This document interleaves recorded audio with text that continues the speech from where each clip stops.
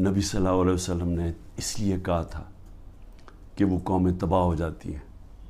یہ یاد رکھیں کہ ہم تباہی کی طرف جا رہے ہیں کیونکہ طاقتور آج قانون سے اوپر ہے. اور میں اس لیے آپ کو یہ بات چیت اس لیے آج آپ سے کر رہا ہوں اور میں آپ کو مثالیں دینے لگا ہوں کہ ہو کیا رہے ہیں یہاں.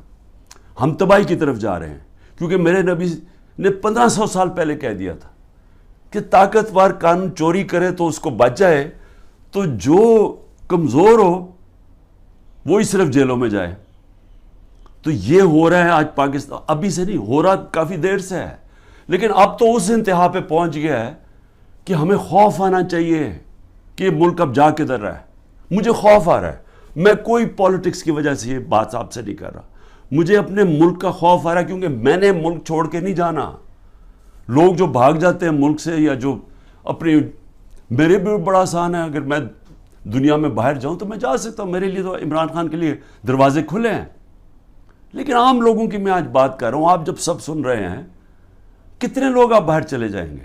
تو یہ تو وہ میرے نبی نے جو 1500 سال پہلے کہا, ہم تو وہ تیزی سے ادھر جا رہے ہیں. اور ہمارا وہ آج جو وہاں ہو رہا ہے, خیر اس پیمانے میں تو نہیں پہنچ سکتے کہ میرے نبی نے کہا میری بیٹی نے بھی جرم کیا تو اس کو سزا ملے گی, قانون سے اوپر کوئی نہیں.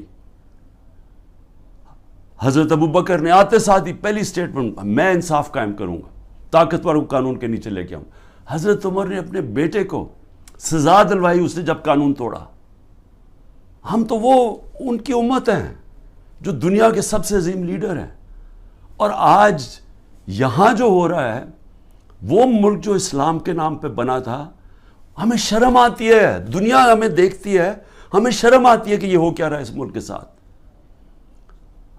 مولانا رومی سے جب پوچھا کہ قوم کیسے مرتی ہے جو ہم آج نیچے جا رہے ہیں, تو انہوں نے کہا جب وہ اچھے اور برے کی تمیز ختم کرتی ہے, جب وہ امر بالمعروف سے ہٹ جاتی ہے, جب وہ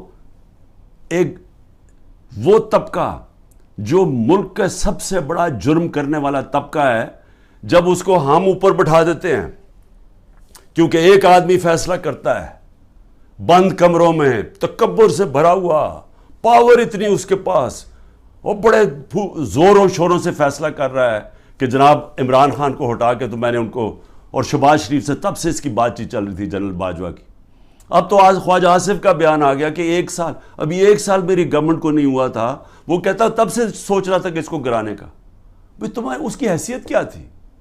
الیکٹ کر کے میں آیا ہوں, پبلک کے ووٹ سے میں آیا ہوں, ذمہ داری میری ہے, لیکن اس نے فیصلہ کر لیا. اور یہ یاد رکھیں کہ یہ جو آج ہو رہا ہے یہ ملک کے ساتھ, یہ سب سے بڑا جنرل باجوہ اس کا ذمہ دار ہے.